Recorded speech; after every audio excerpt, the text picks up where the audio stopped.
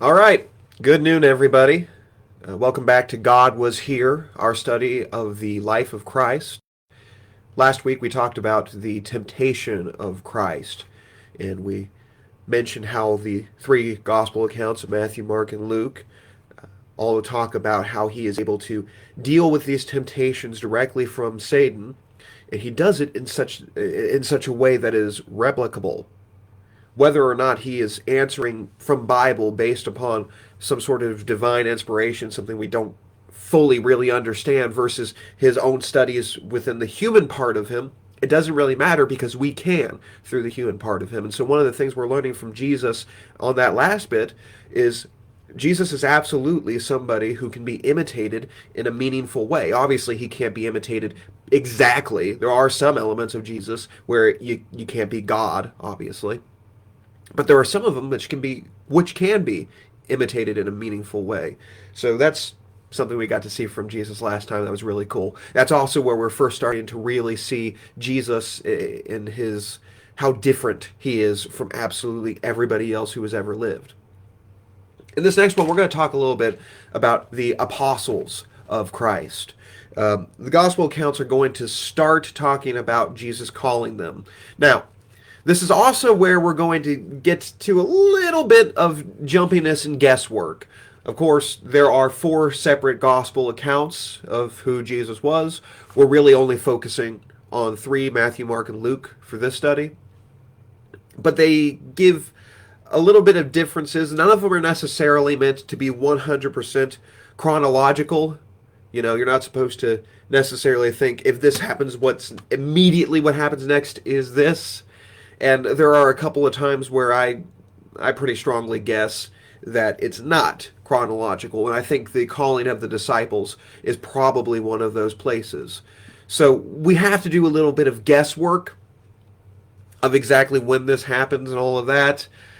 What you're going to be seeing is my best guess as to when these parts happen, and so we're going to do a little bit of jumping around with the scriptures for this one. But to start off, let's go over to Matthew chapter 4. Mark does, by the way, include just about everything we're going to be talking about, but as per usual, Mark doesn't really add anything new that Matthew and Luke aren't going to include, so we're probably not going to be talking too much about Mark's account in this class. But in Matthew chapter 4, beginning in verse 18, the Bible reads, "While walking by the Sea of Galilee, he saw two brothers, Simon, who was called Peter, and Andrew his brother, casting a net into the sea, for they were fishermen. And he said to them, 'Follow me, and I will make you fishers of men.' Immediately they left their nets and followed him. And going on from there, he saw two other brothers, James the son of Zebedee, and John his brother, in the boat with Zebedee their father, mending their nets, and he called them. Immediately they left the boat and their father, and followed him." So Matthew records four of the first disciples being called as Andrew, Peter, and then James and John, the sons of Zebedee.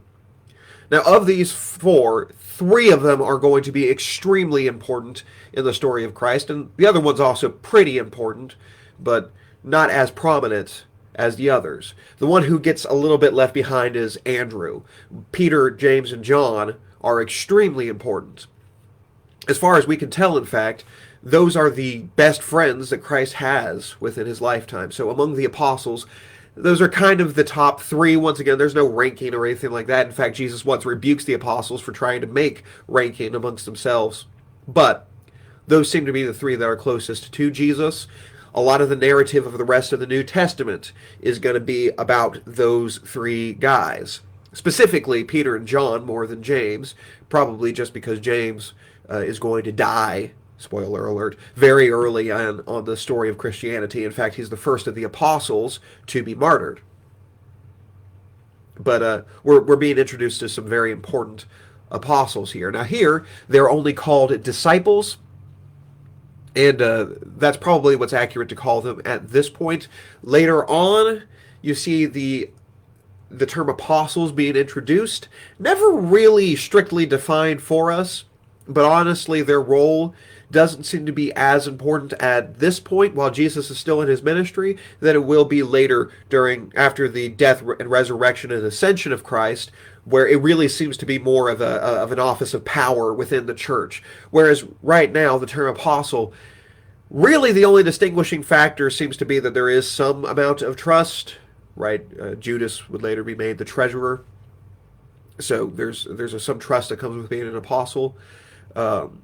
And then the ability to work miracles is also something that's true of the apostles that I don't think you see a whole lot of outside of the apostles with other disciples. It does occasionally happen, but it's not that common.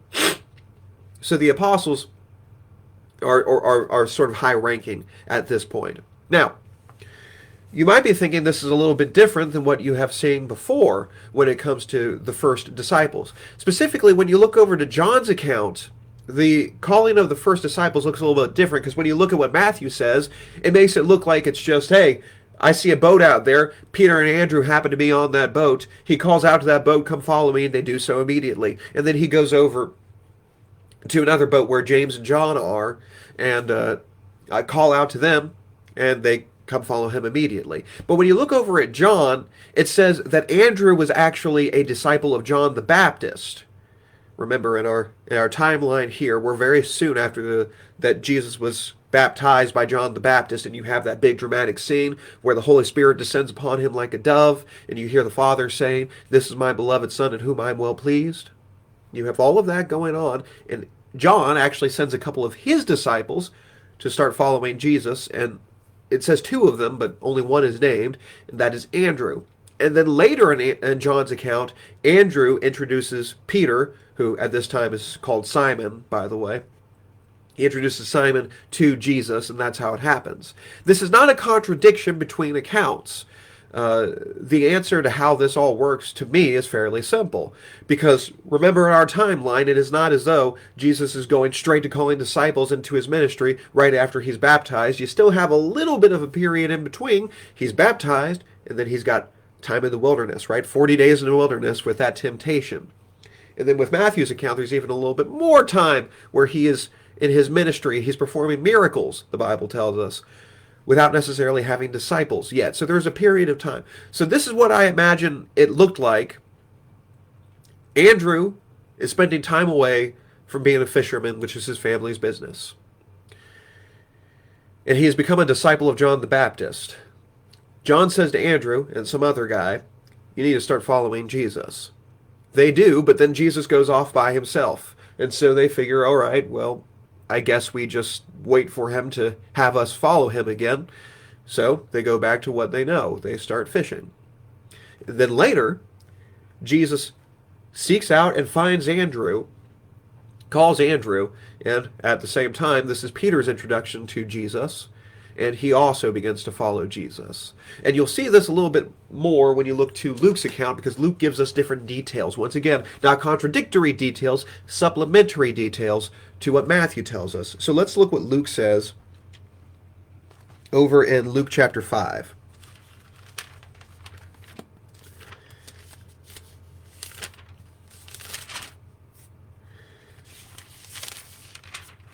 Luke says, this is 5 verse 1.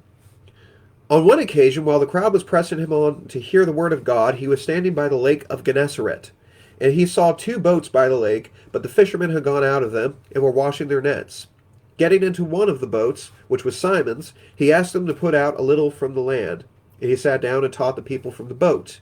And when they had finished speaking, he said to Simon, "Put out into the deep and let down your nets for a catch." And Simon answered, "Master, we toiled all night and took nothing, but at your word I will let down the nets." And they had done this, they enclosed a large number of fish, and their nets were breaking. They signaled to their partners in the other boat to come and help them. And they came and filled both the boats, and they began to sink. But when Simon Peter saw it, he fell down at Jesus' knees, saying, "Depart from me, for I am a sinful man, O Lord." For he and all who were with him were astonished at the catch of the fish they had taken. And so also were James and John, the sons of Zebedee, who were partners with Simon. And Jesus said to Simon, "Do not be afraid. From now on you will be catching men." And when they had brought their boats to land, they left everything and followed him. Again, there's nothing contradictory here from what we saw in Matthew's account. It is just a much more detailed account. From Luke's account, what happens is Jesus is teaching by the shore. By the way, you might remember from last time that when Jesus begins his ministry, he's mostly camped out in a city called Capernaum, which is not his hometown, but it's not too awfully far from it either. And it's on the Sea of Galilee, which is a large lake in the region. Well, it's the Galilee region at this time. Historically, that would be northern Israel. I think someone could correct me if I'm wrong, but I think with today's modern borders, that still falls within Israeli territory, although that might be Syrian because that region has kind of gone in between both, a lot of different hands, but Syria's a common one for that to be.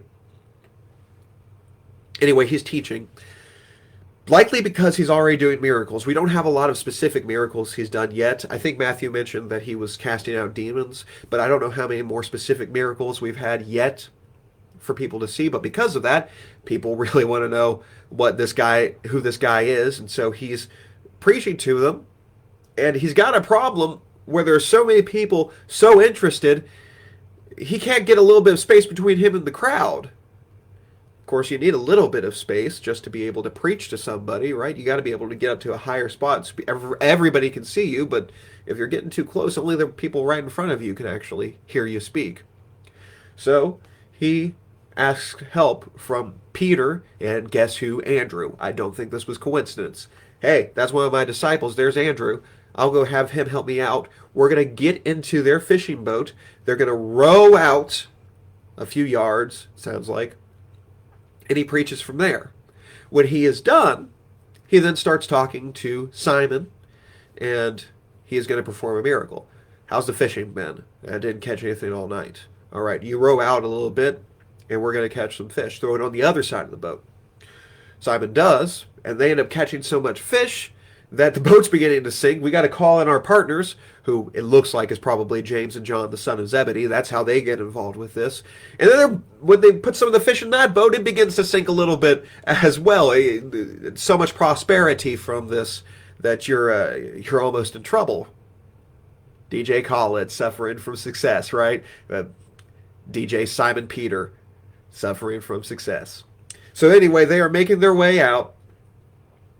And this miracle causes Peter. He has this great statement.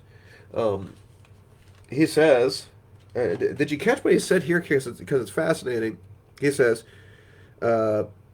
depart from me. This is verse 8 of chapter 5 of Luke. Depart from me, for I am a sinful man, O Lord. I don't know if this is necessarily Peter recognizing that Jesus is the Messiah already, but it kind of looks like it, doesn't it? Something interesting.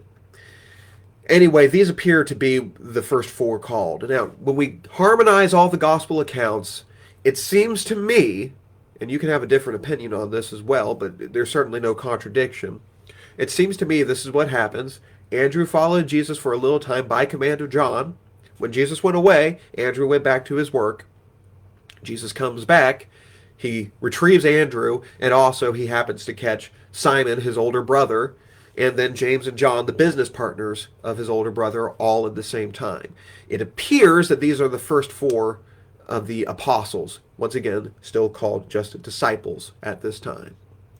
For the rest of the disciples, once again, I might use disciples as a synonym for apostles, but one is more specific than the other.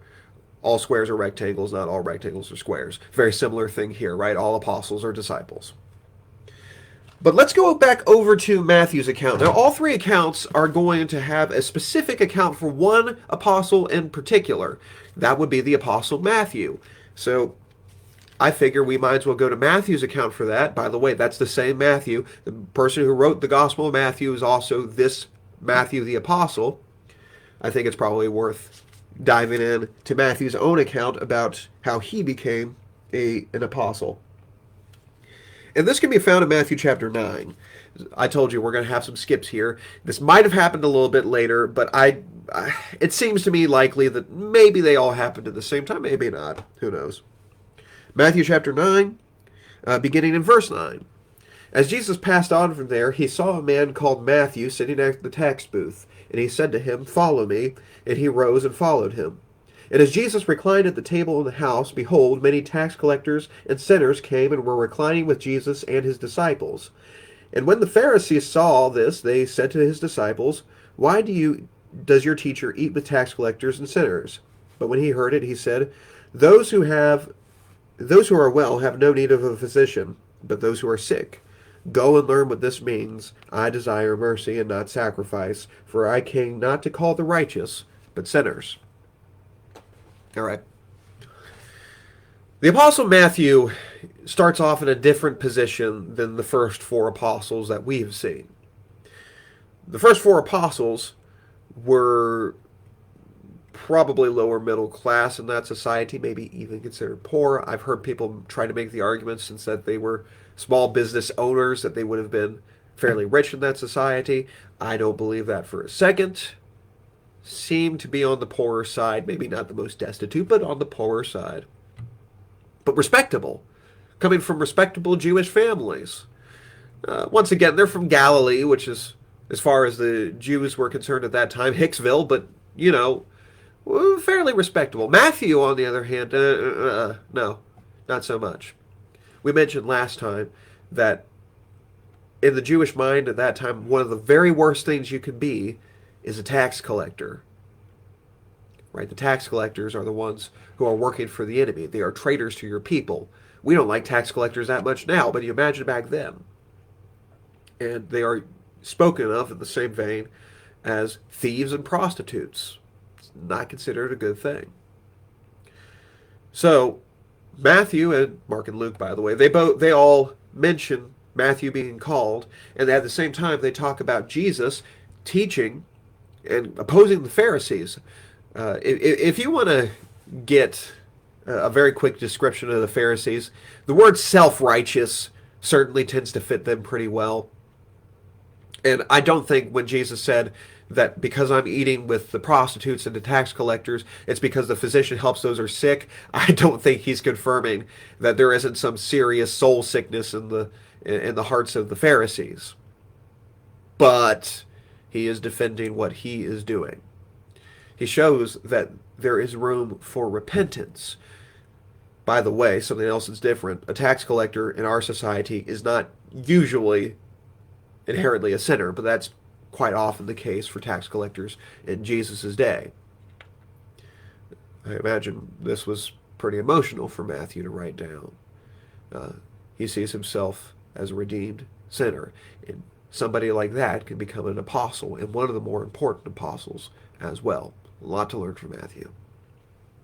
All right. The rest of the disciples, there's not much detail about how they're called. It simply tells us that they are called. Matthew, Mark, and Luke all basically say the exact same thing, so you can take your pick from who you want to read from for that. If you want to look in for yourself, there's Matthew chapter 10, verses 1 through 4, Mark chapter 3, verses 13 through 19, and Luke chapter 6, verses 12 through 16. I'll tell you what, we've been neglecting Mark pretty much through the whole study so far. Sorry, Mark. But I'll tell you what, because of that, we'll go ahead and read Mark's account of the disciples really becoming apostles. It says in verse 13, And he went up to the mountain and called to him those who he desired, and they came to him. And he appointed 12, whom he also named apostles, that they might be able to be with him, and he might send them out to preach. That's something else, by the way, I neglected to mention, is different about the apostles. Apparently, these were the ones outside of his normal disciples that he would delegate authority to go out and preach sometimes. That would happen a couple of times, in fact. And have authority to cast out demons. He appointed the 12, Simon, to whom he gave the name Peter, James, the son of Zebedee, and John, the brother of James, to whom he gave the name Boanerges. Whew, I know I did a bad job with that one. Someone who knows how to pronounce anything, feel free to roast me in the comments. That is Sons of Thunder, by the way. As an aside, James and John do get the nickname Sons of Thunder. This is because apparently they have pretty fiery tempers at this point. John's transformation in his personality, by the way, throughout his life, I think is testament to the power of Christ. At the beginning of his life, Jesus gives him the nickname Son of Thunder because when he sees somebody who is rejecting Jesus, he says, hey, why don't you call down fire upon them? Smite them, Lord, smite them. That's what John is saying. Yet when you get to the end of John's life, look over to the way he talks. Let's look in 3 John. Let's see how he speaks. 3 John verse 1, the elder to the beloved Gaius, whom I love in truth. Beloved, I pray that all may go well with you, that you may be in good health, as it goes well with your soul. For I rejoiced greatly when the brothers came and testified to your truth, as indeed you are walking in the truth. I have no greater joy than to hear that my children are walking in truth. He's an old man by the time he writes that, but he has such a gentle and loving way of speaking. I believe that temper that the young man had was completely destroyed. That doesn't mean, by the way, that John, as an old man, will never speak about negative things. But love is clear in everything he writes. That's, I'm sure, the influence of Jesus Christ on him. And I believe one of the disciples of John, no, actually, I'm sorry. We don't know this for sure. Tradition says that John is the only one of the apostles who was not martyred. It also says that his last words were, little children, love one another. I don't know if that's true or not, but I will say this, it is consistent with how John is at the end of his life. It's very believable. The reason I keep James out of that is not because I don't think he was transformed by the teachings of Christ. It's just that we don't get to see that transformation as much, because once again, he's going to die much, much younger than John. He's going to be the first of the apostles to be martyred. All right. Unpause. Verse 18, Andrew and Philip and Bartholomew and Matthew and Thomas and James the son of Alphaeus and Thaddeus and Simon the Zealot and Judas Iscariot who betrayed them. All right, you don't actually have to memorize that full list of apostles, by the way. They are not equal in prominence, as we've already mentioned. Some of them are just more important for our studies because we just don't know much about some of the others. The most important ones for you to know are Andrew, James, John, Peter,